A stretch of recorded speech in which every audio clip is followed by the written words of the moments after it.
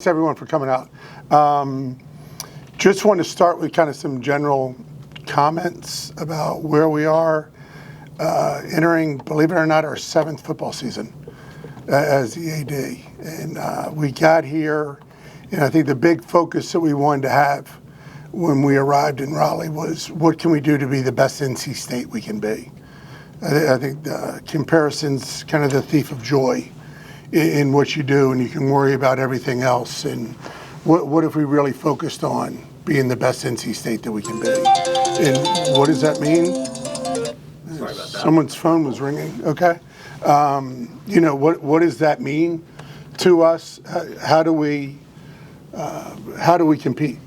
Right. So in the last 5 years, we've won more ACC championships than any other school in the ACC. What are we doing academically?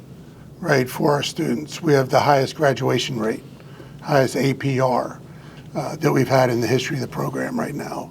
What are we doing with our students from a standpoint of social interaction, and what are they doing in the community? And I think there's so many great stories about our students going into the community and serving the community of Raleigh and being a part of it. In the new landscape of everything that's going on, what are we going to do to be competitive? We're going to go all in.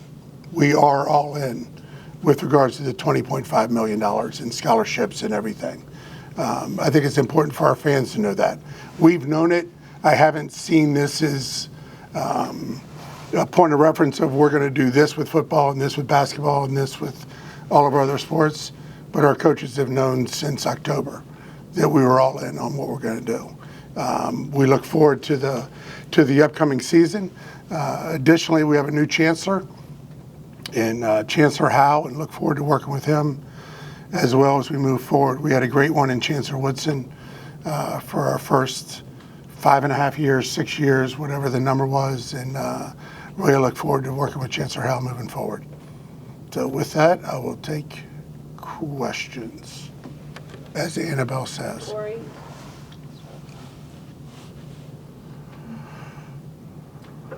Boo, when you say you're going all in, obviously you're talking about everything that's taken place over the summer, but how much does that kind of affect the way that you operate and the way that this actual administration operates, given the fact that now the money, portion of the money at least, is coming from the school? Yeah, it affects everything, but we could see it. You see it coming with the House case, right? You believe it's going to settle, and you're talking to attorneys at the ACC, attorneys on campus, everyone to get an idea of where we are, right, within the process. So you need to start making plans. I think as it got closer and closer, quite frankly, the scarier part was, what if it doesn't settle? And what do we do, and how do we go about moving forward? But, the Wolfpack Club has been great. You look at the opportunity to host concerts at Carter Finley, you look at the naming rights opportunity, you look at what we've done with what we call Pack Forward, right, which affected donations and parking and tickets. And the one thing we didn't really want to do was look at this whole thing and say, you know what, we're going to raise our tickets 30%. We're going to put all this on the back of our fans. We owe, as an administration, everything that we can think of for the ability to raise as much money as we can to try to spread this out as far as we can. Brian? Thanks for doing this, Boo. I appreciate it. When you talk about all in for the $20.5 million, can you give us any sense of what sports are going to get that direct revenue share, and how many scholarships you added, and how much that takes away from the $20.5 million? Yeah, it's going to be part of it. I don't know the specific numbers, to be honest with you, but there'll be, my guesstimate would be close to $2 million in new scholarships as we're looking at that spread across all of our sports. Obviously everything is a deduction, right? You got the 20.5 and then up to 2.5 million in scholarships is deducted, as well as 2.5 max on Austin money. What we did with our sports was we gave them a number, right? And as opposed to your baseball, and baseball gets 11.7 scholarships. Instead of doing that, we went and said, here's a number. If you want to do that in 25 scholarships, you can do it in 25 scholarships. If you want to do it in scholarships plus Austin and lower the number of scholarships, you can do it that way. Ultimately, we trust our coaches. We want our coaches to have skin in the game of what we're doing. So we provided maximum flexibility for our coaches by giving them a number and then allowing them to plug the number as they wanted to.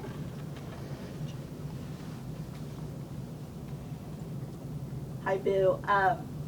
So, according to the EADA report, obviously men's basketball and football bring in the lion's share of the revenue for the athletic department in terms of, individual sport breakdowns.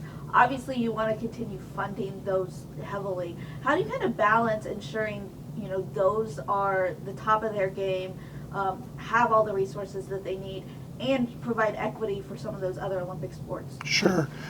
We're very honest with our coaches. I mean, all of our coaches, and if you talk to any of them, they understand the importance of football and specifically men's basketball, right? Women's basketball does generate revenue. Gymnastics, volleyball, wrestling, a number of our other sports do as well. But the best thing that we can do is be really good in football and basketball. So it's a very frank conversation with our coaches. And as we look at that, again, as we look at it, 550 student athletes, that number over time will go down, right, as we get to the roster limits. That total number of athletes will go down over time. But we care about everyone's experience as they come through, whether you're a women's tennis player, volleyball, cross country, wrestling. We want you to have the best experience you can have as you're here. And what does that mean for us? It meant giving them a number and them filling out the team the way they want to. Use wrestling as an example. If Pop believes that the best way to do it is to recruit 5 different weight classes, right, and be great in those 5 weight classes, and that's what's going to make us competitive nationally, that's his option. He didn't take that option, right? You know what I'm saying? And he spread it out amongst the team. But, again, we want to give them maximum flexibility. Pat? Hey, Boo, Pat Walter from WRAL. Thanks again for doing this. Where do you see this all kind of ending now that we have rev share? I feel like I need a law degree, but people talk about players becoming employees with the CBA, or there being some sort of antitrust exemption, so there could be some sort of cap without that happening. Where do you kind of see the ending? If you would have said 5 years ago we would end up where we are today, no one would have believed it, right? So the idea of forecasting where we're going to be in 5 years, I think, is a challenge. The idea from a federal standpoint of all the states being equal, I think is really important to us. The antitrust exemption is important to us. The employee piece, I don't know if the students want it or not. I mean, you hear all kinds of different information, right, of students wanting it to be an employee, not wanting to be an employee. Is collective bargaining probably the best way to get there? Over time, yes, but you need to figure out the employment piece before you can move into the collective bargaining piece. So where does it end? I know the one thing that we talk a lot about in the athletic department is being patient, because you're not really sure what's going to come out in 2 weeks or 3 weeks that's going to change the dynamic that you're working under. So ours is taking a really patient approach to what's going on, as opposed to making an immediate decision that you have to change. We'd rather be patient with it, thoughtful with it, and then come out with the right decision. Rob?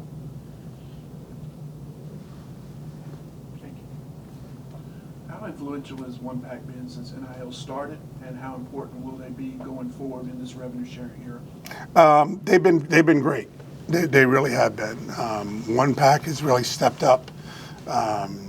Not only from the more significant donors, but as well from the subscription model that they've laid out. I think it's a good example of being patient, Rob, right? Because there was a time 6-8 months ago that everyone's like, all right, we're going to shutter all of our collectives, right? And that was kind of the general thought that people were going to have, and we didn't. And we talked to them to try to figure out where it is. Is there a place for OnePack moving forward? Absolutely there is. And what does that look like? I think that's part of the great unknown, with NIL Go and trying to figure out what deals will get through, how do they get through. There's been a new ruling or a new opinion as it comes to collectives that still needs to be vetted out. And what do those deals look like? What is fair market value? And how does that work? But OnePack certainly has a place in NC State athletics moving forward. Hey, Boo, Ty Gibson, CBS 17. Can NC State realistically compete with the Oregons, the Texases, the Ohio States of the world? Yeah. I mean, talk to one of our coaches and say, it's nice that you're out here competing, but, everyone's here to win. And we want to be competitive on a national level. And I think we've shown that through a number of our sports. A couple of years ago, we had a pretty good run in basketball, right? You got two teams in the Final Four. Your baseball team is in the College World Series, going to bowl games every year. It's our job as an administration to do everything we can to put them into a situation where we can be competitive. Get out on the field. Dave's done a great job with his staff and the staff that he has brought in. Good job in the portal. Good job developing young people as they come in, and we'll take our chances. We'll go out there and compete.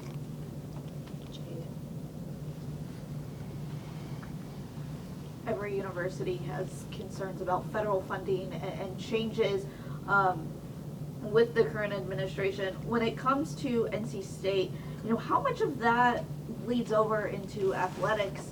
And, are there concerns about, how much we're funneling into athletics and in terms of, like some people are concerned about, should we put this money in another pot? Basically? Sure.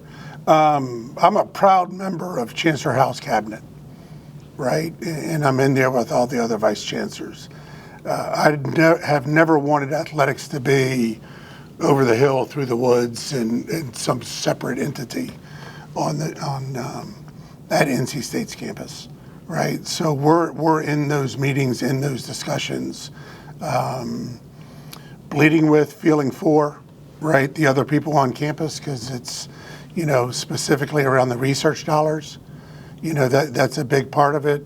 Not having a hospital, NIH is a little bit different here than it is at other campuses that do have a hospital, but, we're feeling that as a campus, and we want to be a good campus partner every way we can be. So that's why the importance of everything we can do to find our own revenue, everything we can do to be a good steward of our resources and make sure that we're holding up our end of the bargain. Ryan? Thanks. A quick one on, have you made any progress on the naming rights for the stadium at this point? We have, there's a lot of interest in it, right? I was really, really hopeful that we would be able to have something this year. At this point, what are we, 3 weeks away? I don't think that's going to happen at this point, but there has been a great deal of interest in it, and we've been meeting with them on a regular basis and making sure that we're going through all of our lists and contacts. And, the good thing for us is that Raleigh's such a vibrant community, right, from a corporate standpoint, and people are moving in. Selfishly, believe that a lot of these companies are coming here because of our graduates, right, and they want NC State people working there, right? So I think there's going to be a great opportunity out there for us. We just haven't found it yet. Boo, a couple months ago, last time we got to talk to you was right after you hired Will Wade. Just your thoughts on, he hasn't been able to coach a game to this point, but just your thoughts on not only the team that he's been able to put together, but also the resources that were put behind that and the fan support now at this point. Yeah, he's undefeated, right? I mean, that's awesome being undefeated. But, I think I said it yesterday or 2 days ago at the Centennial Authority meeting. We sold over 1,600 new season tickets, and we're excited about that. We're excited about the young men that he's brought into the program, as well as he's built out his staff. And, Coach Wade does a really good job, knows who he is, knows what he wants, has a staff around him that has been around him, that they have their motto of what they do and how they do it. And I'm really excited about it. And the search was very intense inside. Hopefully our fans didn't feel a lot of that, right? I mean, our goal as an administration is to go out and hire a coach, and hopefully they feel that we handled it, professionally, did it the right way, found the person that we believe is the right leader for us, and we're all going to move forward together. Boo, we got the Clemson, FSU settlement and the ACC, so things are kind of stabilized for now, but it seems like around 2030, dominoes could start to fall again. So what are you guys doing now to kind of prepare for that moment? I guess I'll just ask you directly, have you explored a look into moving conferences to the SEC or Big Ten? I mean, the best thing we can do, again, go back to where I started, is be the best NC State we can be, right? I mean, selling 30,000 plus season tickets for 25, 30 years in a row, right? Going to Reynolds Coliseum and women's basketball sold out. Going over to the Lenovo Center, moving forward and seeing fans, competing at a really high level, right? Showing the support that we have. Does that lead to better TV windows? Yes, it does, right? And I think the best thing we can do really is focus on who we are. We're a proud member of the ACC. Love being in the ACC. Believe it's a highly competitive conference on a national level with great teams, and we win football games, we go to the CFP, right? You win basketball games, you go to the NCAA tournament and see how it works out from there. So again, our focus, are we what's the old line? My old boss Kevin White, surveying the landscape? Of course we are, right? But I think it all comes back to being the best NC State we can be. Rob?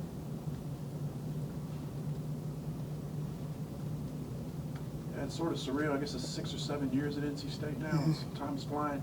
I think my best memory of you is in Dallas when they showed the women's team winning the game. I think you got up and started bouncing around and giving high fives down the aisle. You talk about NC State being the best NC State. What is it about, how do you be the best Boo Coorigan you can be? When you see kids succeed, graduate, do things like that, win, how does that spur you? Fair question. Just come in and work hard every day. That's really what it's about, being as consistent as you can be, particularly during these times where it's easy to get up and down and, what about this and what about this? There's so many different variables that are changing all the time. From a leadership standpoint, I think it calls for calm, right? And finding those moments, right? When I go home and my wife and I are sitting there, we get pretty damn fired up. I'll be honest with you. You know what I'm saying about everything that's going on. But those are more private moments. In the public moment, you just are so happy for the young people, right? And so happy for the coaches that have worked so hard, and the trainers, and to see the excitement, whether it's a manager or an assistant coach or strength and conditioning or a trainer in that moment, to see the young people be the best version of themselves, right? To go to a level beyond what they thought they could maybe go to, and just enjoy that moment. And then the other part is just our incredible fan base, and to see the excitement, right? You win the ACC tournament in DC a couple years ago, and I don't know who was there out of this group, but there were a lot of people crying, right? And not quite sure what was going on, and standing with their sons and daughters who are now 25 years old, who hadn't experienced anything like that, and just seeing the joy that they have and the connection they have to this great university. I think those are the moments that I enjoy the most. All right, Merv, and then can you hand it to Kate? Sure. We talked about the ACC. How do you feel about the settlement, as in particular the viewer distribution? Do you think the ACC needs to do more to generate more revenue for its programs? And then related to that, your game against Notre Dame, which probably was going to be your highest rated game of the season, got moved to Peacock, which is going to have a direct financial impact now on what you get from that viewership distribution. obviously out of your control, but it seems like things out of your control may impact how much you make. Yeah, you would think as a Notre Dame grad, maybe it'd do a little bit better for you,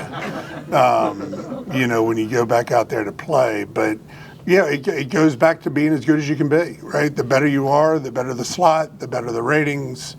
I think it's a creative answer, right, to where we are. I think you look at a lot of conferences around the country. They do have a couple of 3, 4, 5 schools that are driving the majority of the ratings.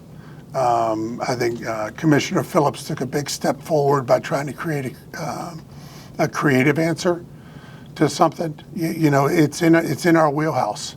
We have the opportunity to do that, to get better slots, right? The beauty of football, I don't know that we all love this, but the 10-day window, the 6-day window, and all of those things, I think it'd be better a lot of times if we could say right now what time every game is and be able to do that. But there is that opportunity to get to the big show, right? To get to the ABC, to get to the ESPN, to get to the primetime game, and those opportunities. So again, a lot of it's in front of us. And what opportunities do we have? We've got a Thursday night game. We've got a Friday night game. So there are some windows there for us to really take advantage of it. Boo, I believe it was at this time last year, the same exact setup, you revealed the highs and lows of your journey being on the CFP committee. Mm-hmm. Now that you're a whole year removed from it, you got to kind of enjoy last season as a fan and true athletic director. How did that experience maybe change your perspective on how valuable football is in terms of revenue sharing and money and success, but also as a fan of college football amidst all this change? Like, what was it like just kind of being able to be present last year? It was great. I was sitting with my wife before the first show came on, and I turned and looked at her and said, "I'm really nervous right now." So it was a little bit of PTSD as Ward got up there, and Ward did a great job as the chair. But college football is just great. I was trading texts with some media members yesterday, like it's around the corner. Isn't this great? It's coming, and there's nothing like college football. When it starts, and the pageantry and what it means to people, and the opportunity, to come back, right, to your university and celebrate the university, right? So that's kind of the baseline, and then just to see the competition and be a part of it. But it was a great honor to be on the CFP. It was a great honor to be the chair of that, and I feel glad that I'm not on the committee anymore, and I'm not the chair anymore, but it's something I'll look back as it gets further away, I'll look back upon it more fondly. Any last question, Jesse?